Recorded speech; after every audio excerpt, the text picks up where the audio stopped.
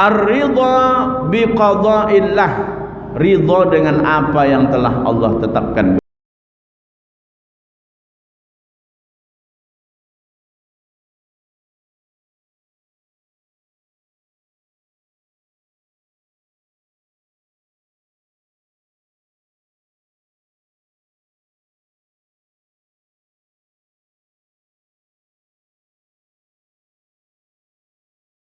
Bismillahirrahmanirrahim. Assalamualaikum warahmatullahi wabarakatuh.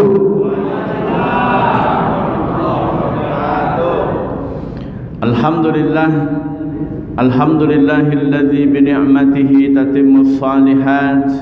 Assalatu wassalamu ala sayyidis sadat wa ala alihi wa ashabihi ahlil fadaili wal karamat.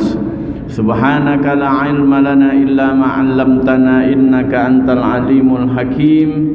Rabbi shrah li sadri wa yassir li amri wahlul 'uqdatam min lisani yafqahu qawli. Qala Allah ta'ala fil Qur'anil Karim, a'udzu billahi minasy syaithanir rajim. Bismillahirrahmanirrahim. Innal ladzina amanu wa 'amilus solihati ulaika hum khairul bariyah jazaohum 'inda rabbihim jannatu adnin tajri min tahtihal anharu khalidina fiha abada radhiyallahu anhum wa radu an dzalika liman khasyya rabbah. Ketua pengurus Masjid Baitus Salam beserta jajaran yang sama-sama kita hormati, hadirin wal hadirat, jamaah, orang-orang tua saya, alim ulama, cerdik pandai, tokoh masyarakat, hadirin yang insyaallah kita semua orang-orang yang dimuliakan oleh Allah Subhanahu wa taala. Amin. Dimuliakannya kita pada malam ini oleh Allah karena Allah masih memberikan kepada kita kesempatan untuk beramal ibadah. Kita dapat hadir walaupun situasi cuaca dari pagi tadi sampai sore ini Pekanbaru diguyur hujan. Ini rahmat dari Allah Subhanahu wa taala. Karena sudah lama tak hujan. Maka ada satu lagu barat, November Rain. Sekarang sudah bulan November, maaf September. Maka musim ber kata orang dulu, menampung air karena rumahnya bocor dan lain sebagainya. Maka Islam memandang hujan ini adalah rahmat dari Allah Subhanahu wa taala. Allahumma shayyiban nafi'an. Bersalawat kita kepada Nabi Muhammad sallallahu alaihi wasallam. Allahumma shalli ala Muhammad wa ala ali Muhammad. Bapak Ibu hadirin yang Allah muliakan, malam ini kita akan membahas satu hadis yang kita kutip dari kitab Sunan At-Tirmidzi dari Maula Rasulullah sallallahu alaihi wasallam, Sauban Maula Rasulullah sallallahu alaihi wasallam. Hadis ini dari Sauban. Sauban ini budak yang dimerdekakan oleh Nabi Muhammad sallallahu alaihi wasallam. Jadi ibu bapak yang Allah muliakan, sebelum Islam datang itu terjadi praktek perbudakan. Jadi ada satu daerah orangnya miskin, orangnya terpencil, datang orang kaya, penguasa, dijajah, orang itu diambil untuk menjadi budak. Sauban ini dia budak, dimerdekakan oleh Nabi. Islam menghapus perbudakan dari menyembah manusia kepada menyembah Rabbin Nas, Tuhan manusia. Kenapa gitu Pak Ustaz? Budak ini dulu, kalau saya punya budak, budak itu mau pergi kerja, tuan saya mau kerja, kerjalah. Pulang dia dari kerja dapat duit, tuan ini saya dapat duit, duit itu untuk saya. Dia yang kerja, duitnya untuk saya. Itulah budak dulu. Budak itu punya anak, Anaknya kecil, lalu saya ambil, saya jual anak itu, duitnya untuk saya. Jadi saya punya hak terhadap budak saya itu. Begitulah dulu. Maka Islam menghapus perbudakan terhadap manusia. Jangan sembah manusia, tapi sembahlah Rabbin Nas, Tuhan yang menciptakan manusia. Maka ada penelitian, dulu raja-raja sebelum Islam, ketika digali kubur mereka itu untuk diteliti, dalam satu makam itu ada beberapa tulang belulang. Ini tulang raja, tulang belulang raja. Tapi di pangkuan raja itu ada lagi tulang belulang, bangkai, kerangka. Lalu ketika diteliti, ini kok dalam satu makam, ini rajanya, kok ada di pangkuan raja itu yang mati juga dalam satu tempat kubur, dalam satu kuburan. Maka diteliti, yang ada di bawah raja itu adalah budak mereka. Kenapa? Raja itu ketika sebelum mati dia berpesan, "Hai budakku, kalau aku mati nanti kalian juga harus mati." Maka ketika tuannya itu mati, dia bunuh dirinya dan dikuburkan di makam raja itu.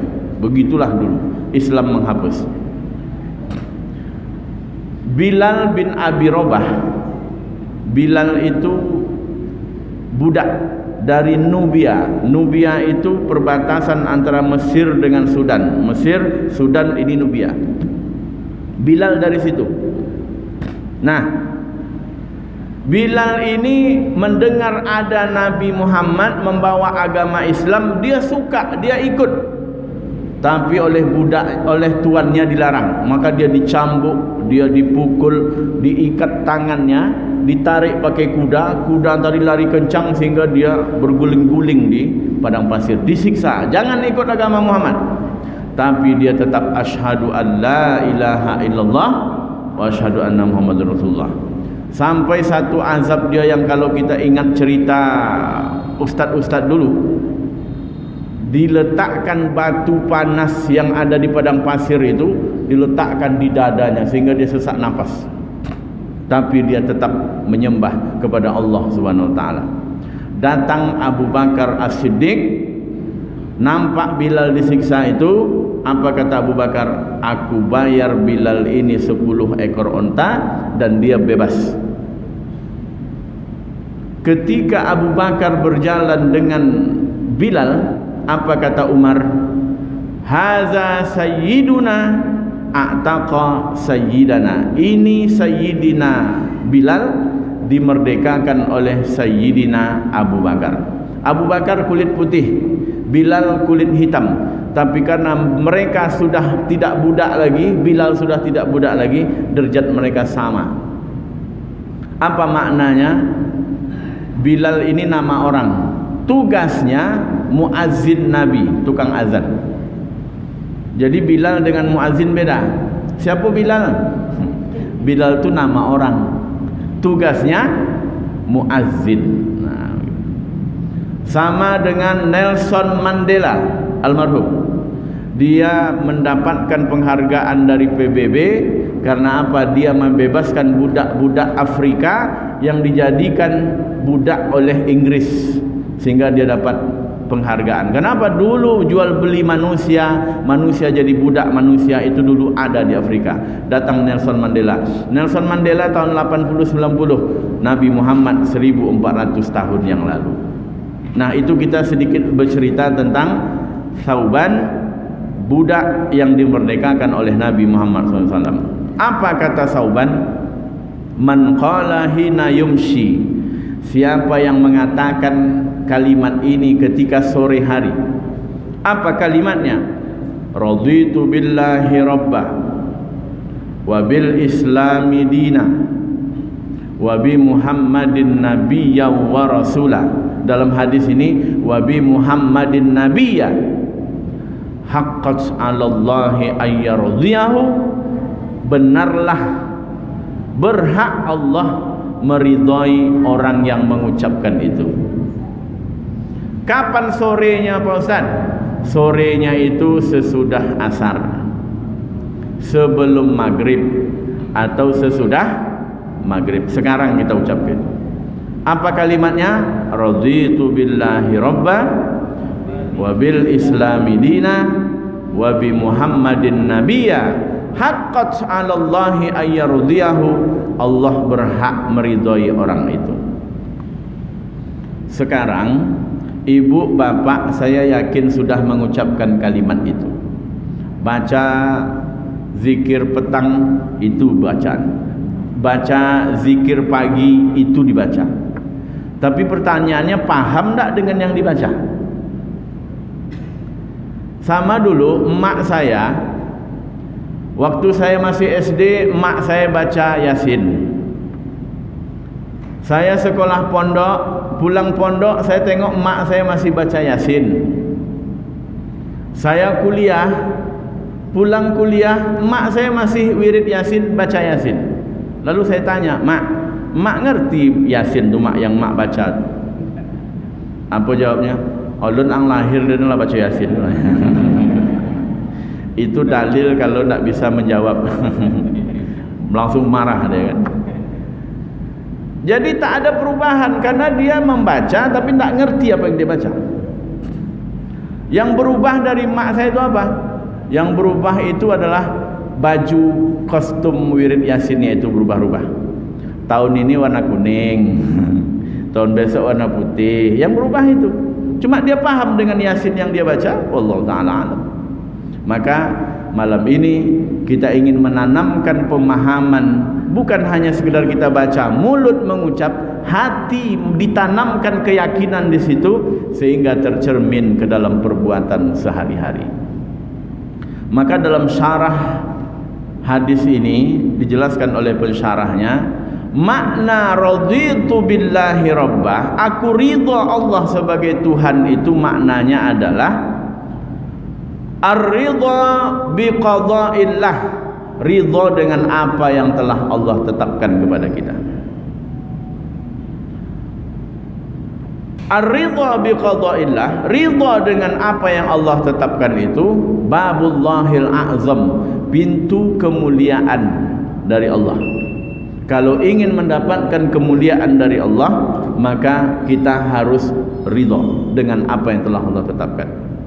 Pintu masjid ada yang sebelah kanan, sebelah kiri, ada pintu belakang, ada pintu depan. Pintu untuk mendapatkan kemuliaan Allah itu adalah ar-ridha, ridha. Dunia ini Bapak Ibu Allah ciptakan. Tidak Allah setelah ciptakan dia biarkan, tidak diatur. Maka Allah itu Al-Mudabbir, Allah itu Al-Qayyum, Maha mengatur. Siapa yang mengatur hujan? Allah. Siapa yang mengatur siang? Siapa yang merubah malam? Siapa yang menggantikan malam menjadi pagi, pagi menjadi malam? Siapa yang menurunkan hujan? Daun yang jatuh dari pohon saja itu Allah tahu. Jadi jangan kira Allah tak mengatur bumi. Ini Allah atur. Innallaha katabal maqadir, Allah mencatat takdir kita itu 50.000 tahun sebelum Allah menciptakan langit dan bumi ini sudah Allah catat. Ustaz Asrori lahir tahun sekian, SD tahun sekian, sekolah tahun sekian, berbini tahun sekian, punya anak tahun sekian, begitu. Sudah Allah tentukan. Kita hanya menjalankannya saja. Ibarat jarum jam, putaran jarum jam tu gini. Kalau kita lawan, errornya miring ampernya lewat oplet golak. Kenapa? Melawan ketentuan takdir yang telah Allah tetapkan. Saya sedang ceramah, selesai ceramah tiba-tiba ada anak kecil berlari-lari. Apa kata jemaah? Ustaz, anak ni anak mahal ni Pak Ustaz. Kenapa anak mahal? Dia punya kelainan jantung Pak Ustaz. Masih kecil, apa salah anak itu? Kok pernah kena sakit jantung? Apa salah anak itu? Tapi karena ayahnya ridha, ibunya ridha, datuknya ridha, neneknya ridho merawat cucunya ini, anak ini, orang tuanya ridho terhadap apa yang Allah tetapkan kepada anak itu, maka Allah meridhoi kedua orang tuanya itu. Kenapa? Dia menerima ketentuan yang telah Allah tetapkan. Karena kalau kita ridha terhadap apa yang Allah tetapkan, Allah ridha kepada kita. Tapi kalau kita murka terhadap apa yang Allah berikan kepada kita, Allah juga murka kepada kita. Dah berapa habis uang untuk anak itu? Oh, 300 juta lebih Pak Ustaz. Tapi ayah ibunya ridho merawat. Mungkin ibunya, ayahnya mengatakan, kenapa harus anak kami yang kena Pak Ustaz? Kenapa bukan anak pecandu narkoba? Kenapa bukan anak yang tak pernah ke masjid ayah ibunya? Kenapa harus anak kami? Tak ada jawaban. Dia tak membicarakan itu, dia tidak memaki-maki Allah. Dia ridha, dia rawat, dia jaga anak itu sebaik-baik. Maka itulah makna ar-ridha biqada'illah. Babullahil azam, pintu menuju kemuliaan dari Allah, mendapatkan kemuliaan dari Allah Subhanahu wa taala. Dulu di awal 2001, saya bukan mengatakan Allah tak adil. Saya ini mungkin agak lain sedikit. Kenapa gitu Pak Ustaz? Kawan yang sama kuliah pada dapet kerojo, kawan yang sama-sama sekolah lah berbini, lah punya anak, kawan yang sama-sama sekolah dulu dah dapat jabatan bagus, awak STJ, status tak jelas, ke atas tak berpucuk, ke bawah tak berakar. Apa yang hanyut di sungai itu? Kiambang, tak berakar, tak berpucuk. Lain saya ni kayak. Lalu tiba-tiba datang telefon, Pak Ustaz, ya saya ingin silaturahim ke rumah Ustaz, saya ingin tahu orang tua Ustaz seperti apa, rumah Ustaz di mana. Oh silakan, dengan senang hati, ahlan wa sahlan. Nanti sampai di sini, masuk jalan Riau, waktu itu rumah saya masih jalan Riau, kemudian masuk jalan itu, nanti saya tunggu depan rumah. Lalu saya beli makanan untuk nyambut tamu. Saya tidak tahu orangnya, waktu itu kan belum ada PC lagi. Handphone Nokia Center pada waktu itu.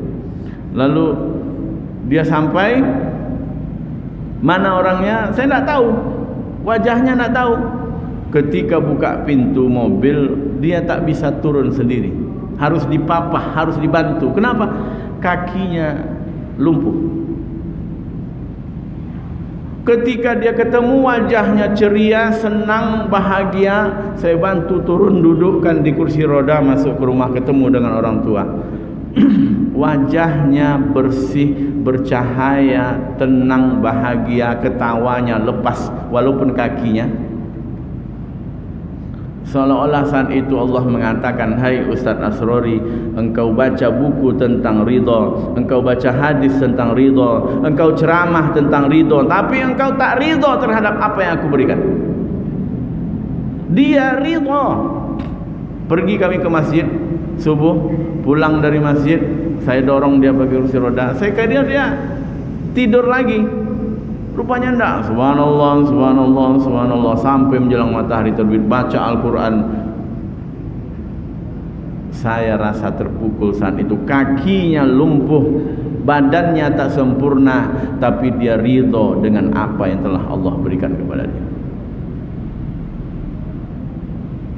Ada orang kena bisul di koning. Kone bisul di koning, di rumahnya aja tak mungkin dia keluar rumah, malulah.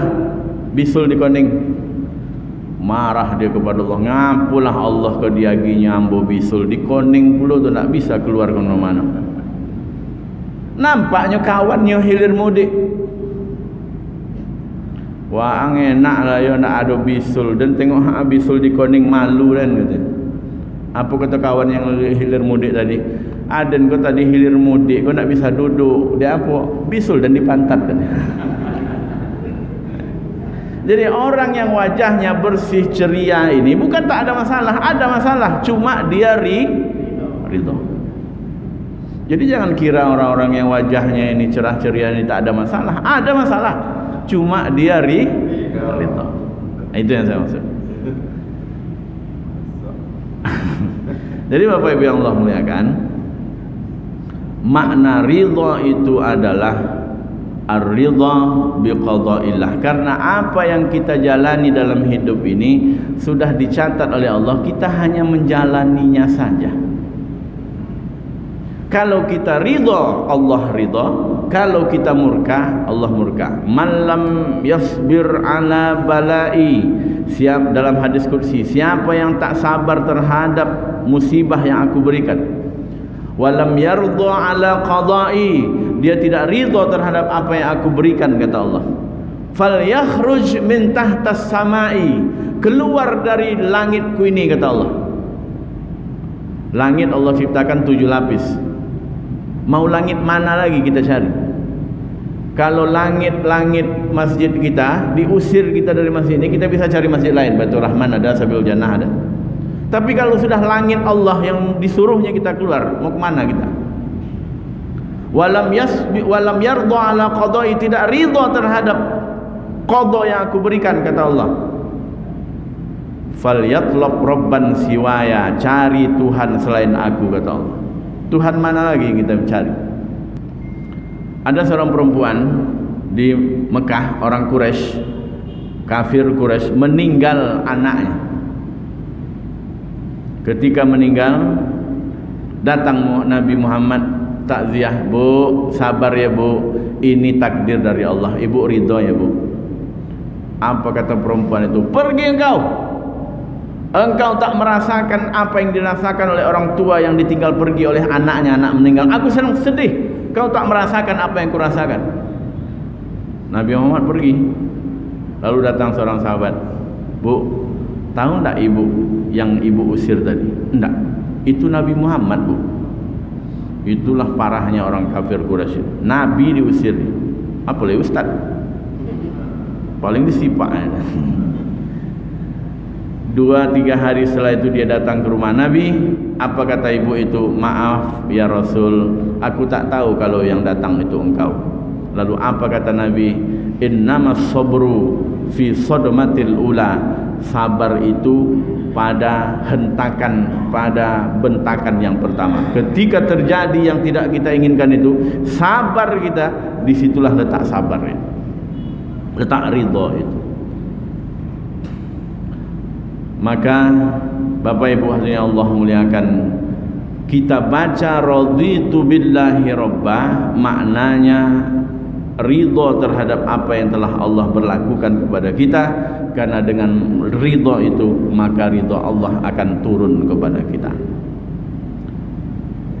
Apalagi contohnya Nabi yang diberi sakit oleh Allah. Nabi apa? Nabi Ayub. Kebun sejauh mata memandang menghijau, anak-anak berlari-lari di dalam kebun itu. Tiba-tiba kebun kena hama, mati. Anak-anak yang lagi lucu-lucu sakit, meninggal. Padang pasir itu isinya hewan ternak Ayub ini kena PMK. Apa PMK, Pak Ustaz? Penyakit mulut dan kuku. Mati semua. Dia pun sakit, berpisah kulit dengan daging, berarti tinggal kulit dan tulang, dagingnya tak ada. Berjalan ulat di kepalanya ini. Istri yang diharapkan menjaga dia pergi juga istri, Masya Allah. Anak meninggal, kebun ludes, hewan mati, istri pergi, awak pun sakit. Datanglah jamaah umatnya kepada dia. Hei Nabi, engkau kan Nabi, mintalah doa kepada Allah agar engkau disembuhkan. Lalu apa kata Nabi Ayub? Aku sudah pernah merasakan sehat itu lama. Ini baru diberi sakit oleh Allah sebentar, aku malu, aku minta, aku ridho dengan apa yang Allah berikan. Awak kau ni sakit gigi aja, menokok dinding tetangga sebelah rumah awak, mengamuk awak. Masak enak bini awak, bongi awak. Kalau tiba dan sakit gigi masak enak kau tak pernah. Berarti kita tak ridha, Pak. Nabi Ayub minta doalah engkau kepada Allah, wahai Ayub. Apa kata dia? Aku pernah sakit sehat lama. Sakit baru dikasih sedikit.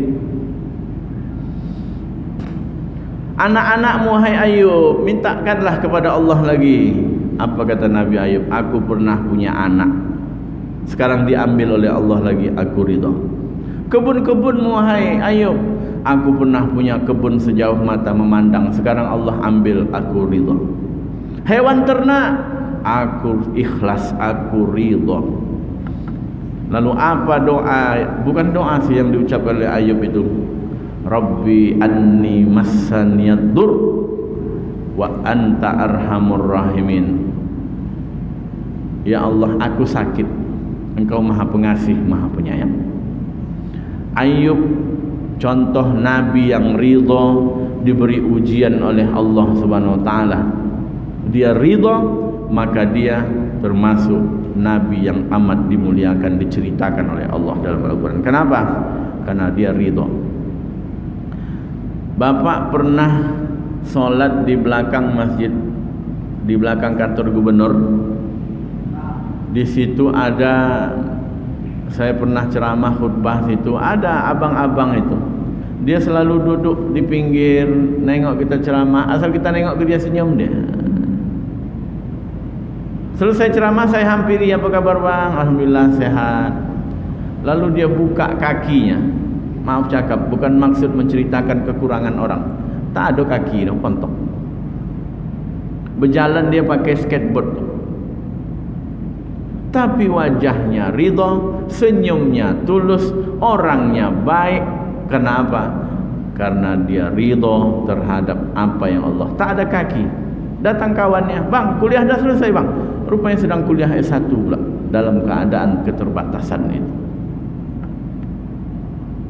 Tapi ridha ini jangan salah pasang. Tiba laki-laki jantan pakai Kawasaki Ninja ke rumah awak. Apa katanya, Pak? Dan bawa anak gadis ya Pak, ya Pak? Bawa lah, dan lari tu. Ini salah. Salah pasang, itu bukan ridha. Kalau emak awak dulu, orang-orang tua awak dulu, dia membawa kakak awak atau adik awak perempuan, waang siapa? Apa ang siapa? Ang orang mano?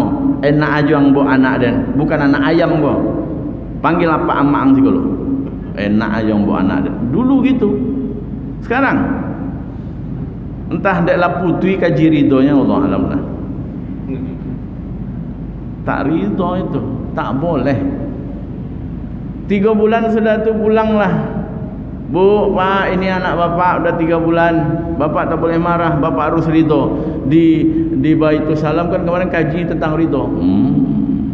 Ini salah. Mahasiswa pulang ke kampung. Mak-mak di kampung tu kan tak tahu apa IPK tu. Dengar tetangga anak dan IPK-nya 3,7, 3,5, 3,6. Tanyanya, nak, mana IPK anak tengok? Koma 2,0. Kok 2,0? SPP dibayar, kos dibayar, Honda dibolehkan, handphone dibolehkan, pulsa dibolehkan, duit makan dia lagi. Kok 2,0? Mak harus ridho, mak. Hati. Jadi Bapak Ibu yang Allah muliakan, makna ridha, kita sudah datang ke masjid, naik sepeda motor, stang dikunci, dipasang lagi kunci di depan itu, dokek ban tu, dipakaikan pula rantai di ban itu, dikobekkan ke batang pinang, dia gilo gembok saja. Keluar dari masjid, batang pinang tu disinso maling tu. Kita sudah berusaha, tapi terjadi juga yang buruk. Berarti Allah menginginkan itu terjadi. ridho. Tapi kalau datang tidak dikunci, diparkir sembarang, itu bukan ridho, namanya konyol namanya. Maka Bapak Ibu yang Allah muliakan, makna raditu billahi rabbah, kita ridho Allah sebagai Tuhan, maknanya apa yang Allah tetapkan kepada kita, kita ridho, kita terima. Yang kedua, wabil islami dina, aku ridho Islam ini sebagai agama. Maknanya apa? Islam itu, kata pensyarah hadis ini, Tuhfatul Ahwazi ini katanya, al-Islam huwal awamir wan nawahi. Islam itu isinya semua perintah, kumpulan perintah, wan nawahi, larangan. Dan ketika kita sudah Islam, kita ridho menjalankan perintah dan kita ridho pula meninggalkan larangan. Ada orang sholat rajin, puasa rajin, baca Quran rajin, tahajud rajin, sedekah rajin, tapi berghibah rajin juga, mengambil hak orang rajin juga. Berarti dia tidak ikhlas meninggalkan larangan. Tapi sebaliknya, ghibah tidak, mencuri tidak, berzina tidak, mengambil hak orang lain tidak, tapi tidak sembahyang, salah juga. Jadi makna wabil islami dina itu, apa yang menjadi perintah Allah kita laksanakan, apa yang menjadi larangan Allah kita tinggalkan. Lalu adalah ibu-ibu bertanya, Pak Ustadz, ya tentang berkerudung Pak Ustadz, kenapa? Kerudung itu kan masih multi tafsir, masih banyak perbedaan pendapat. Oh, berarti dia belum ridho menerima Islam. Kenapa Ibu? Ya, saya rasanya kalau berkerudung bagaimana, tak berkerudung bagaimana. Karena kenapa? Ada yang mengatakan, mana lebih baik perempuan yang berkerudung tapi pacaran, kerudung tapi tak pacaran? Mana bagus perempuan yang berkerudung tapi pacaran daripada perempuan tak berkerudung tapi tak pacaran? Oh, sama dulu tahun 2000 sekian ada yang mengangkat mana bagus pemimpin kafir tapi tidak korupsi daripada pemimpin muslim tapi korupsi. Oh, diadu kita dengan dua itu. Bingung awak, akhirnya naiklah Ahok. Iya kan? Lalu bagaimana Pak Ustaz? Perempuan berkerudung tapi pacaran atau perempuan yang tidak berkerudung tapi tidak pacaran? Kedua-duanya tak baik. Yang baik itu perempuan yang berkerudung tapi menjaga diri dari perbuatan yang tak baik. Pemimpin baik, pemimpin kedua-duanya tadi tak baik. Yang baik itu adalah pemimpin muslim, dia amanah dan meninggalkan perbuatan-perbuatan dilarang oleh Allah Subhanahu wa taala. Sekarang ni mau pilkada, mau pilpres ni tengoklah nanti, heboh itu. Dia muslim tapi korupsi, dia kafir tapi tak korupsi. Akhirnya bingung, dipilihnya yang kafir tu. Oh, selesai, habis kita. Nah, Bapak Ibu yang Allah muliakan, kembali ke masalah kerudung tadi, dia mau pakai kerudung bagaimana, tak berkerudung bagaimana? Akhirnya lah dipakainya lah jilbab pasrah tapi tak rela. Pasangnya jilbab, dikobek, nampak rambut.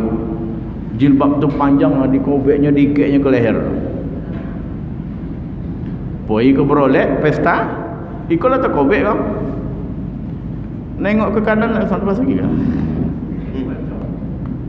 Nah, inyo yang makan, awak yang takut tercokek. Kenapa? Dia ingin berkerudung tapi ingin bentuk tubuhnya juga nampak. Ibarat beli buah di pasar buah, ada keranjang, di atasnya ditutup pakai plastik transparan. Dia tertutup tapi nampak. Sama dengan tidak. Maka makna kerudung itu adalah menutup seluruh tubuh, bentuk tubuh agar tak dinampak atau tak dilihat oleh lawan jenis. Tapi dia tidak pakai jilbab, ini di nampak, dada nampak, badannya nampak, oh sama dengan tidak. Naudzubillah. Berarti dia tidak ridha terhadap perintah dan larangan Allah Subhanahu wa taala. Kita mana pernah tahu apa rahasia wudhu, apa rahasia tahajud, apa rahasia berjalan ke masjid? Belum tergali semua rahasia itu. Kenapa? Karena akal kita pendek, tak bisa menggali. Kalau galah panjang sejengkal, jangan laut hendak kau duga. Pikiran kita tak sampai untuk menggali apa rahasia perintah Allah dan apa rahasia di balik larangan yang Allah berikan itu. Nah, Bapak Ibu yang Allah muliakan, raditu billahi rabba wa bil islami dina. Yang ketiga, wa bi Muhammadin nabiyya wa rasulah. Kami ridha Nabi Muhammad itu sebagai nabi dan rasul. Maknanya apa?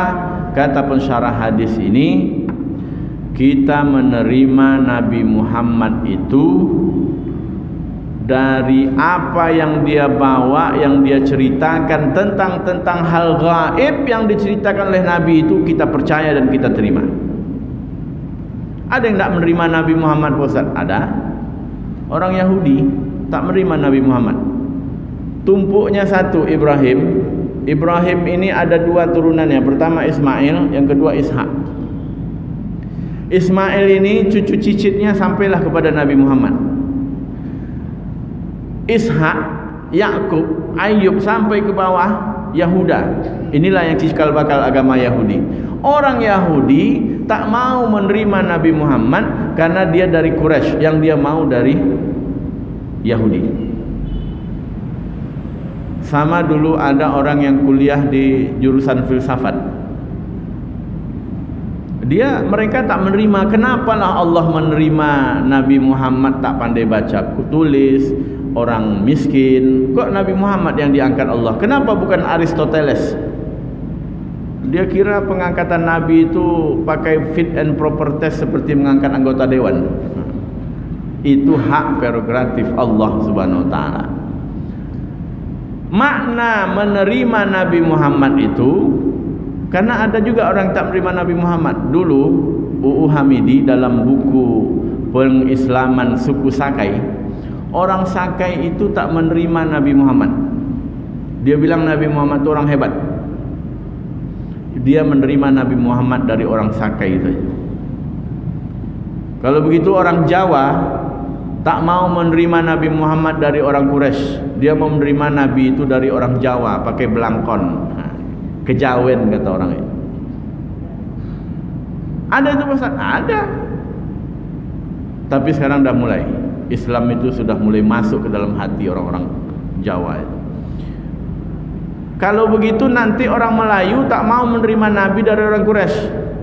Maunya Nabi dari orang Melayu, pakai tanja, pakai kain songket. Kalau begitu nanti orang Batak tak mau menerima Nabi dari orang Quraisy. Kami mau Nabi itu dari orang Batak juga, pakai marga, Simatupang dan lain sebagainya. Tapi makna menerima Nabi itu sebagai Nabi dan Rasul, maknanya adalah cerita apa yang dibawa oleh Nabi, bahwa kita dari alam arwah masuk ke rahim ibu, ditiupkan oleh malaikat, keluar kita ke alam dunia, nanti kita mati masuk kubur, datang malaikat bertanya, lalu kita dapat nikmat kubur, ada yang dapat siksa kubur, lalu kiamat terjadi, kita dikumpulkan di padang mahsyar, lalu nanti kita di mizan dan lain sebagainya. Kita percaya dengan cerita yang dibawa oleh Nabi Muhammad itu. Itulah makna wa bi Muhammadin nabiyya wa rasulah. Nah, Bapak Ibu hadirin Allah muliakan, kita sudah baca itu baik, tapi kita belum paham, maka malam ini kita tanamkan pemahaman tentang apa yang sudah kita baca itu. Raditu billahi rabba wa bil islami dina wa bi Muhammadin nabiyya wa rasulah. Tadi imam kita membaca doa, Allahumma inna nas'aluka ridhaka wal jannah. Karena itulah nanti kita disuruh masuk ke surga. Masuk Islam, masuk surga kalian semua umat Muhammad. Tapi kita ada yang tak mau masuk. Kenapa kita tak mau masuk? Karena kita menginginkan ridhoka. Kami inginkan ridhomu wahai Allah. Surga sudah dapat, yang kita inginkan lagi adalah ridho dari Allah Subhanahu wa taala. Kalau Allah sudah ridho, Masya Allah, fid dunya hasanah wa fil akhirati hasanah. Caranya apa yang Allah berlakukan kepada kita, ridho, tetap senyum, tetap bahagia, tetap ikhlas menerima apa yang telah Allah tetapkan, ridho kita dengan ketentuan Allah. Maka insyaallah kalimat yang kita baca, raditu billahi rabba wa bil islami dina wa bi muhammadin nabiyya wa rasula, mulut mengucap, hati menanamkan pemahaman tentang itu, sehingga perbuatan kita hari-hari menjadi orang yang tenang, menjadi orang yang ridho terhadap apa yang telah Allah tetapkan. Baik, waktu Isya 28, baru 26, baru 27. Ada yang bertanya? 1 menit.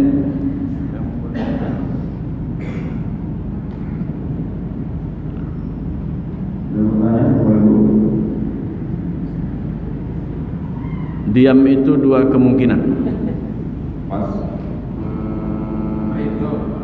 Udah ridho dah ya. Ini wajah-wajah orang yang ridho semua. Saking ridhonya teloloknya. Maka Ustaz tak boleh marah kalau ada jemaah yang tidur. Kenapa? Sedang ridho dia.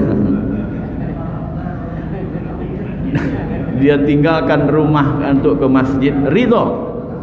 Tinggalkan kegiatan lain ke masjid, ridho. Inilah orang-orang yang mendapatkan ridho dari Allah Subhanahu wa taala. Amin. Demikian, subhanakallahumma wabihamdika, asyhadu an la ilaha illa anta, astaghfiruka wa atubu ilaik. Wassalamualaikum warahmatullahi wabarakatuh. Allahumma shalli